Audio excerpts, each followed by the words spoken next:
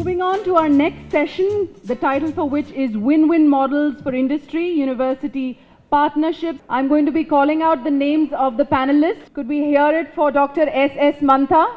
Also Professor Raghunath, Director BITS Pilani, request you to please take your place on the stage. We also have Professor Raghunath. How can we start this panel without you? The Dean of IIM Bangalore. I'm sure there's going to be a very, what can I say, a controversial kind of a panel discussion here coming from non-performing assets, in your words. Yeah? Let's see. Okay. Good morning, all of you. It's a pleasure to be here. In fact, let's straight off go into the discussion. Professor Mantha, you have been actually heading the All India Council for Technical Education, and you have been at the forefront of really talking to the engineering schools and the business schools. But I'm sure you agree to the fact that there is a certain lack of association between the industry and the business schools or the engineering schools. Why do you think this kind of a problem actually happens? No, first of all, I do agree that the kind of interaction that we expect from the industry with the institutions that we have is probably something that needs to be enhanced. What should really happen is a lot of MSMEs that we have.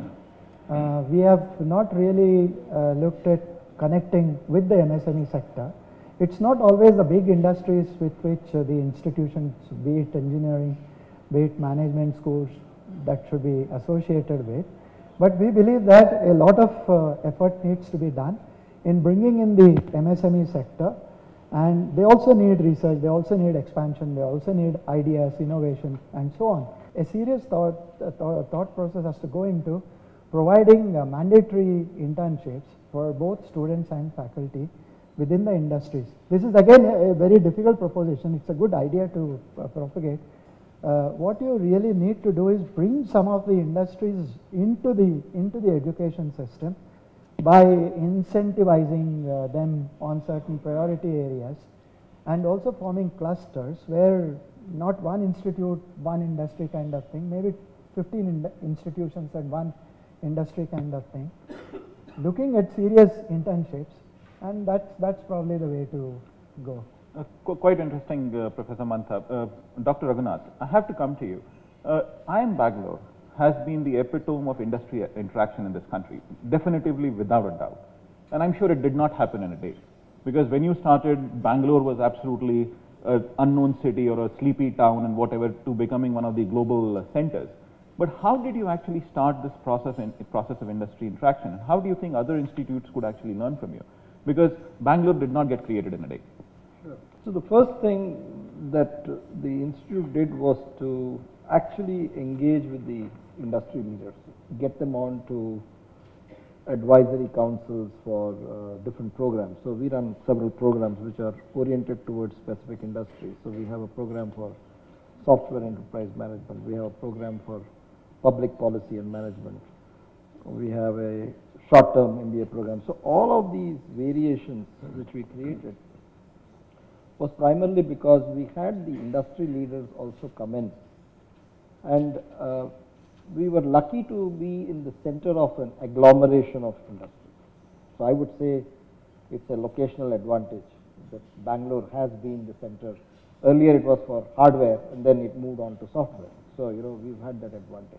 But the important thing, Infosys, for example, has been for a very long time funding our research scholars, our doctoral students. And that is done purely on the basis of the kind of proposals that they come up with, the quality of the proposals, and they just invest in a scholar. So I think one thing which I take away from this experiment is, I have looked at it for more than 20 years, is this just ability at all levels, starting from the top, to simply listen. And both sides listen, and therefore they come up with an agenda which is meaningful to both sides.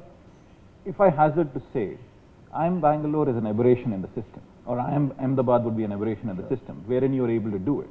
Right. But there seems to be a definitive lack of what you call interaction that happens at the level of research, of funding research. Right. So when you talk about, say, Infosys, funding the doctoral students or whatever, how do we instill that spirit in other institutions? How do we instill that spirit within the faculty? Because at the end of the day, the interaction is person to person, and they have to really move on to it. And there seems to be a definitive lack of what do you call, either judgment or whatever, where faculty does not go ahead and so on and so forth. So how would you really overcome this factor? I mean, all of us belong to the same area of work. So one thing is this whole business of renewal. You and I are professionals, right, in our own way. How much time do we invest in 1 year, if not financial, academic year, in simply renewing what we know? Isn't that a very critical element? I mean, how much does this country invest? I'm talking about the country, we'll forget institutions. How much does the country invest in intellectuals who have done extremely well in their academic qualifications, gone and put themselves in an area called education, and then simply fossilized for want of inspiration and areas of engagement?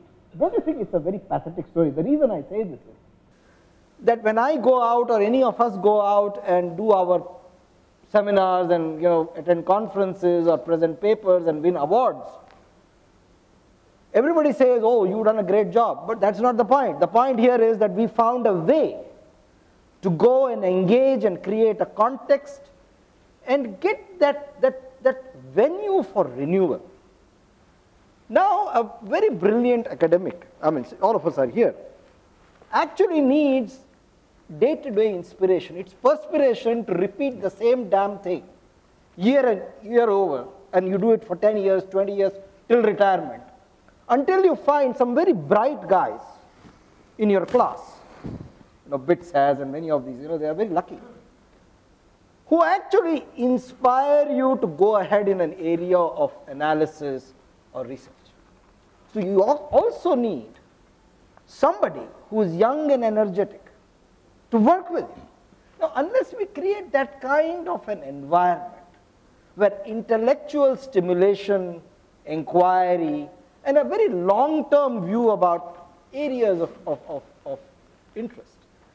Professor Raghunath, very well said, and I have to accept this. But now the question is, we find that Indian faculty are an aberration in terms of making a contribution. There are great people, definitively no doubt. There would be about 20 to 30 very good people in the system. But we are just not able to go beyond that. Why does that happen? Is it a systematic issue? Is it the faculty issue? Or is it just about those bright students? Because if Ahmedabad is able to do, Bangalore is able to do, if you're able to produce a Rishikesh, I believe he was your student, why is it that you're not able to do it at regular intervals? It's primarily about incentivization. So in life, you are penalized and you are incentivized. Is our performance measurement system oriented towards incentivizing knowledge creation and not just dissemination? The only question you ask is, how many classes did you teach? Like a parrot, you can go on for 24 hours if you like. I say this because I'm very sure all of them share my views. You have to be given time for reflection, time for research. I mean, all of us know this. Time for research and time for that kind of an engagement which is long drawn. Teaching, dissemination, classes, all that is fine. But what about creating that next level of knowledge, contextual knowledge? Do foreigners know more about our society and contextual products and services? Yes. Than us? Yes. Why? Because we have not incentivized the academia to look at this seriously as much as teach in a class.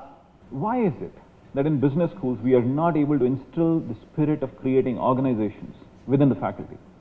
We should do that. In fact, what you're saying is incentivizing. Have your ideas, create organizations around it. Create what you call consulting organizations around your work. Professors at Harvard have done it, professors at MIT have done it, and Clayton Christensen would have done it, Mike Porter would have done it, Gershon Feld would have done it. Why is it that we are not able to push that in the system here? Because there are ideas that have come out. In fact, there are people who understand and appreciate that context as well. How do we do that? Because I think that will bring the big change of industry interface, because we'll have to change our mindset. Yeah, but I think increasingly now private universities are coming into existence. We have government funded universities, but they are strapped for funding. Wherever you look at knowledge creation, it requires investment not just of human time and attention, but also funding. So what happens is that if you look at the the successful models, they have been able to create cash flows, and they have been able to invest those cash flows into very bright academics and into very bright research scholars, upcoming students. And that is the way Harvard or Stanford or any of these places get created. We can do a similar thing. And there are people, it's not as if we don't have them. It is just that we have not created that right combination.